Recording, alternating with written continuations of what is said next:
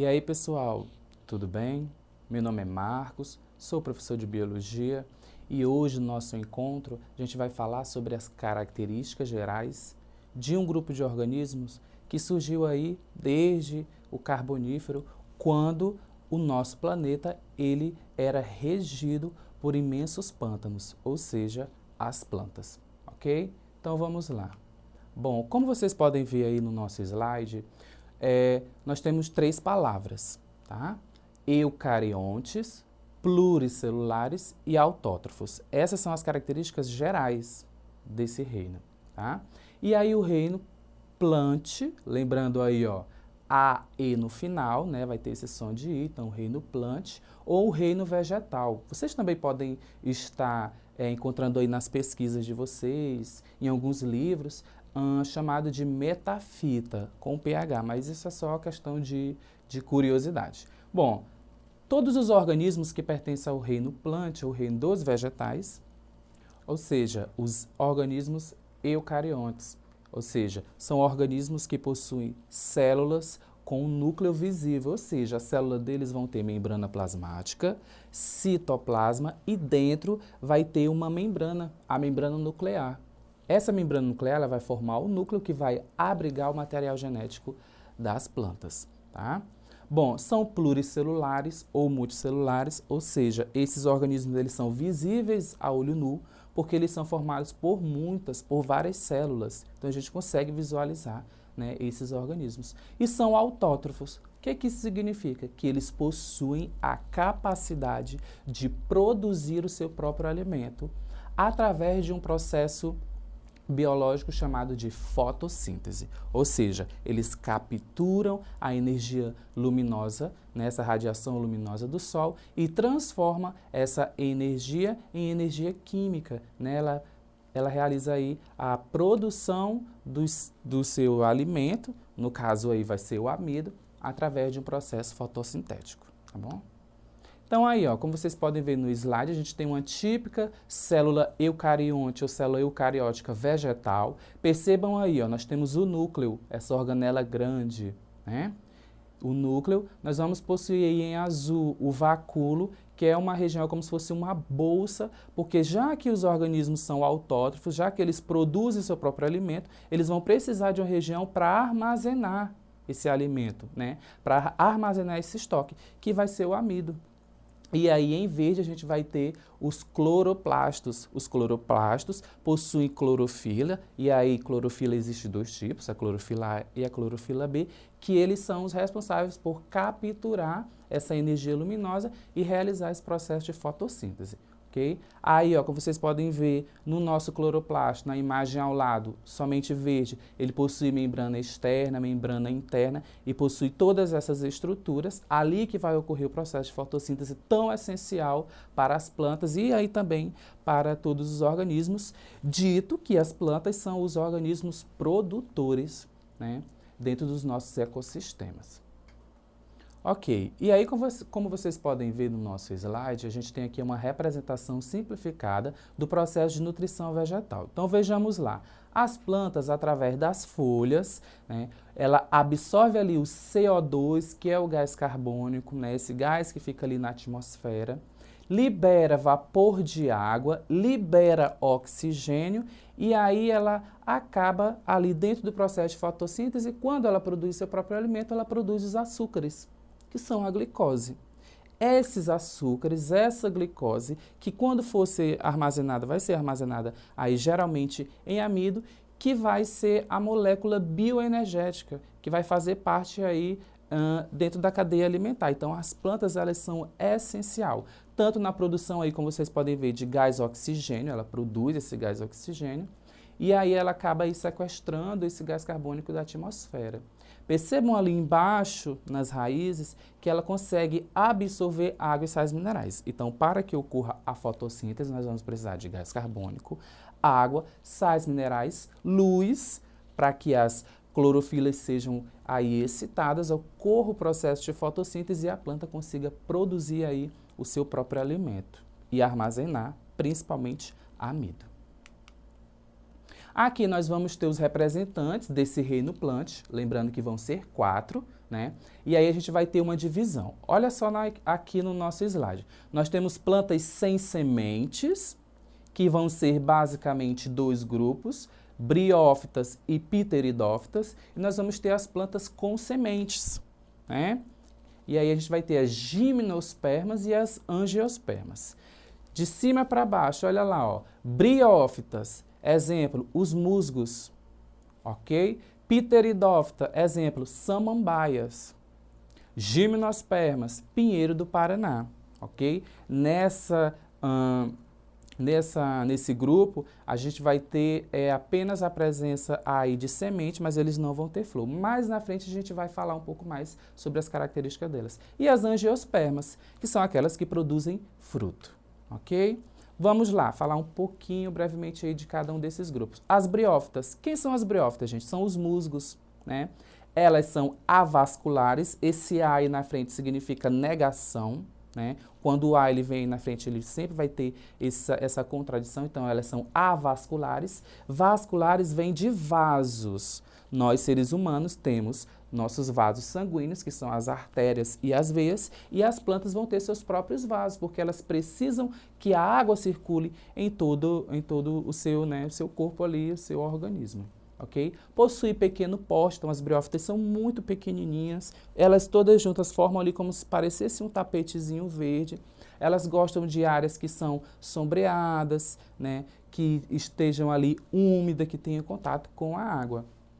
Possuem rizóide, cauloide e filóide, ou seja, são estruturas que são semelhantes às raízes, o caule e as folhas, só que eles são tão pequenos, e a água ali ela transita de uma célula a outra através de um processo chamado osmose. Por quê? Porque elas não têm vasos condutores de seiva, elas não conseguem pegar essa água, colocar dentro do vaso e aí isso justifica, né, aí o tamanho delas, tem que ser pequena, porque todo organismo necessita de água.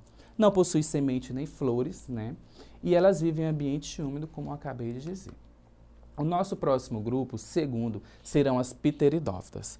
Bom, são vasculares, aí sim, elas vão possuir vasos condutores de seiva, tanto que existem pteridófitas como o samambaiaçu, que tem 12 metros, 25 metros, são espécies, né? E nós temos também aí as avencas, né? Elas possuem grande porte por conta dos vasos condutores de seiva. Esses vasos vão fazer com que a água ela chegue mais rapidamente ali na ponta de uma folha, por exemplo, e isso vai fazer com que ela tenha, não perca água para o ambiente. Não possui sementes e nem flores, né? Elas não possuem essas estruturas. Também vive em ambiente úmido, mostrando aí uma dependência da água, pois depende da água para o meio de reprodução. Lá nas briófitas, né, nós tínhamos a dependência de água também para a reprodução, ok? Nas pteridófitas, essa característica ela também vai ser apresentada. Diferença de briófita para pteridófita, olha só, as pteridófitas vão ter vasos condutores de seiva. Por conta dessa característica, ela vai ter aí um porte maior.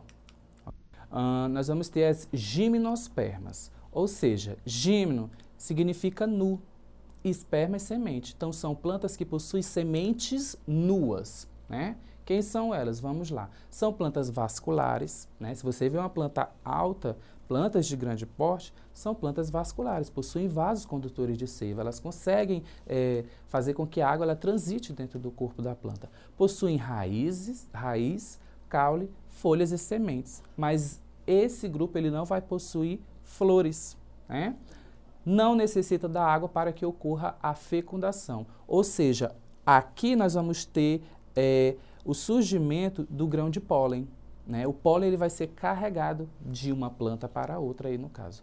Não necessitam da água para que ocorra a fecundação, já foi dito. O gameta masculino não é flagelado, é transportado dentro do grão de pólen, geralmente aí transportado pelo vento, ok? O embrião fica protegido na semente, que possui reservas nutritivas e uma proteção contra a desidratação.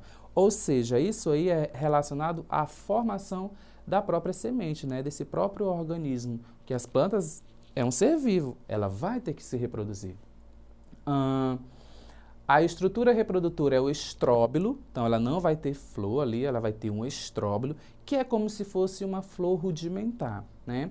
Não chega ali a atrair muitos animais, né? Por conta disso, os estróbilos eles são fecundados aí basicamente pelo vento, ok? As flores não possuem ovários, portanto não produzem fruto, né? E aí as flores não é propriamente dito uma flor completa, ok? É uma flor bastante rudimentar e aí a gente chama de estróbilo. Não esqueçam disso, é uma característica desse grupo, ok? E aí agora nós vamos falar do nosso quarto grupo de plantas. São aquelas plantas mais evoluídas, né, as mais derivadas, que possuem características mais completas. E aí a gente vamos ter aqui, conforme nosso slide, olha lá, né, plantas que possuem flores, que vão possuir agentes de polinizador. Como vocês podem ver lá, ó, abelhas, né, os insetos, eles vão ser atraídos ali pelo um perfume, né, por um alimento. As plantas aí desse grupo das angiospermas, elas vão ser plantas que vão ter flores e essas flores vão atrair vários polinizadores. Nós temos plantas que as flores só abrem à noite, né, que são adaptadas, e aí acabam atraindo morcegos, como vocês podem ver aí na imagem. Mas vamos às características delas. Bom, ela possui basicamente todas as características de todos os grupos, e aí a gente vai ter uma inovação evolutiva, que vai ser a flor.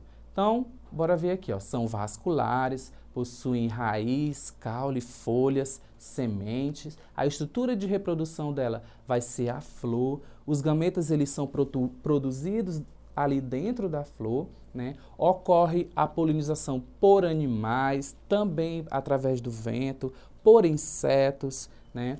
Aves também ali, quando vão se alimentar, né, do néctar, por exemplo, de uma flor, ela acaba, quando vai visitando a outra flor, transferindo esse grão de pólen, e aí ocorre o que a gente chama de polinização.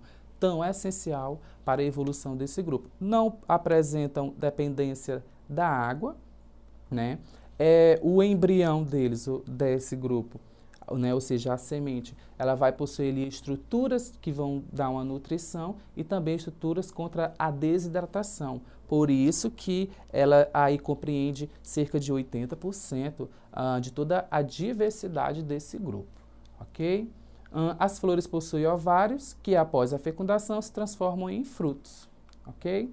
Então aqui a gente vai ter, ó, conforme o nosso slide, uma evolução. Então, as plantas, elas vieram, né, elas evoluíram a partir das algas verdes. Tanto que as briófitas compartilham várias características. Aí depois vieram as pteridófitas, gimnospermas e angiospermas. Bora exercitar um pouco. Então, olha só, aqui nós temos uma questão, né, um exercício, que diz o seguinte: o esquema abaixo representa o mais recente sistema de classificação do reino plant. Percebam lá, ó, briófitas, pteridófitas, gimnospermas e angiospermas. Cada grupo ele vai ter aí uma inovação evolutiva, né? Algo que apareceu que deu ali para ele um sucesso e uma característica diferente. 1, 2 e 3. O que isso significa? Os algarismos romanos representam a aquisição de estruturas que permitiram a evolução das plantas. As estruturas representadas por 1, 2 e 3, respectivamente, são. Só lembrar aí, ó. Primeiro que apareceu foram os vasos condutores de seiva. Segunda estrutura, semente. E a última estrutura, né, as mais evoluídas, flores e fruto. Então a resposta correta é a letra D, ok? Bom, espero que vocês tenham gostado da aula de hoje. Bom, para mais informações, acessem a plataforma Eduque, ok? Assista essa aula e as demais e fiquem atentos, porque dentro da plataforma a gente vai lançar ali algumas atividades, tá? Uma delas também relacionada aqui ao Reino Plant, ok? Um abraço a todos.